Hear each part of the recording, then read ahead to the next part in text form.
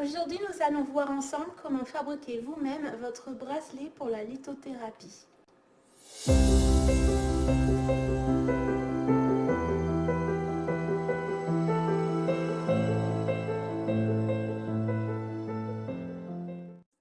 Bonjour, je suis Karine de votre magasin ésotérique Fleur de Vie Cadeau. Mon objectif par ces vidéos est de vous accompagner au quotidien vers votre bien-être. Pour cela, je vous invite à visiter la boutique lorsqu'elle sera en ligne en début d'année 2021. Vous y découvrirez différents articles pour vos pratiques ésotériques, vos méditations, des idées cadeaux pour le bien-être. Ça passe également par des outils, des articles, des conseils sur différents domaines de l'ésotérisme et puis sur le bien-être, la méditation, la qualité de vie. C'est aussi une certaine philosophie de vie pour voir la vie du bon côté. Aujourd'hui, nous allons voir ensemble comment fabriquer un bracelet pour la lithothérapie à partir de vos perles en minéraux et monter sur un fil élastique. On va voir comment faire un nœud particulier qui va permettre au bracelet de tenir le plus longtemps possible. Pour cette démonstration, j'ai choisi de prendre des perles en quartz rose. Le quartz rose, c'est par définition la pierre de l'amour. Elle va nous aider en cas de blessure émotionnelle, par exemple. Après un chagrin d'amour, elle va nous aider à réparer les blessures. Ou alors, elle peut également nous aider à avoir davantage confiance en nous. C'est aussi une pierre de la compassion, donc pour avoir de la compassion envers nous-mêmes et nous accepter tels que nous sommes. Voilà, donc l'idée, ça va être de faire aujourd'hui un petit bracelet entièrement en quartz rose, monté sur un fil élastique. Alors pour le fil élastique, il existe deux sortes de types de fils principalement. Vous avez des fils qui sont multibrins, qui sont plutôt résistants mais qui vont être utilisés plus pour des pierres petites et pas très lourdes. Dès qu'on commence à mettre du poids dessus, l'élastique étant très souple, ça ne va pas forcément convenir. Donc là, ce que je vous conseille pour ce type de bracelet, c'est de prendre un fil élastique de type silicone. Donc il n'y a qu'un seul brin, voilà. S'il casse, il casse net. Contrairement à un fil multibrin qui va d'abord s'effilocher et les fils vont casser les uns après les autres avant de casser complètement. Donc cela dit, ça arrive assez vite, hein, ça prévient pas tellement, mais ça casse plus vite. Donc là, je préfère vous conseiller vraiment un fil silicone qui va avoir une longévité plus importante et qui va permettre de recevoir des perles un peu plus lourdes.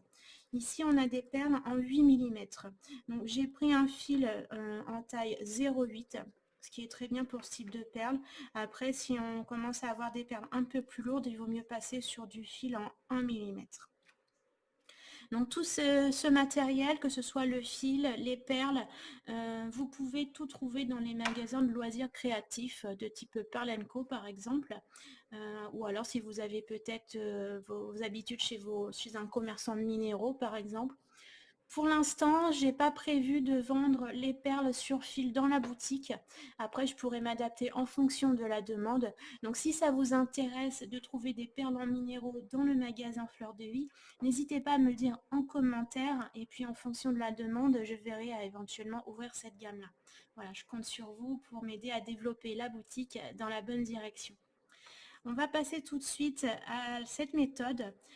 Donc ce fil, on va en prendre une certaine longueur, un peu plus grand que nécessaire pour pouvoir travailler. Et puis on va enfiler les perles une à une, tout simplement, hein, c'est un simple enfilage jusqu'à la longueur désirée. Alors attention à en mettre suffisamment parce que si, là par exemple j'en ai un ici, si vous ne mettez pas suffisamment de perles par rapport au diamètre du bracelet, forcément le bracelet va se détendre, on verra les fils et ce ne sera pas forcément très joli. Donc vaut mieux mettre un peu plus de fil que nécessaire.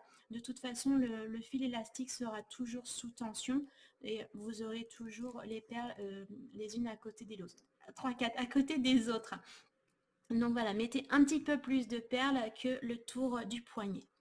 Je prépare l'enfilage et je vous retrouve tout de suite pour vous montrer le nœud. Voilà, j'ai préparé l'enfilage. On va maintenant procéder au nœud. Donc, on va d'abord faire un nœud simple, un nœud basique, juste un croisement. Et on le serre. Il faut toujours que le bracelet soit tendu, sinon si vous le faites trop lâche, vos perles vont s'espacer et on verra le fil, ce sera pas très joli. Donc le fil doit toujours être en tension. Pour le deuxième nœud, donc on maintient la tension et avec le deuxième nœud, on fait un nœud simple et on continue d'enrouler une deuxième fois et une troisième fois. Et tout en maintenant, je ne sais pas si vous voyez bien,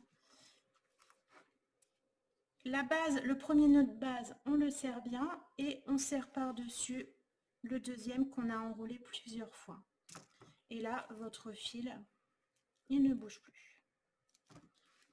On va à ce moment-là, le nœud, on va essayer de le rentrer dans une perle. Si on coupe là directement, vraiment, ça ne va pas être très joli. Donc, il vaut mieux cacher le fil dans une perle. Donc, je tire délicatement et les deux brins de fil vont ressortir de ma perle. À partir de là, j'ai plus qu'à couper ce qui dépasse de la perle. Et votre bracelet est terminé. Voilà.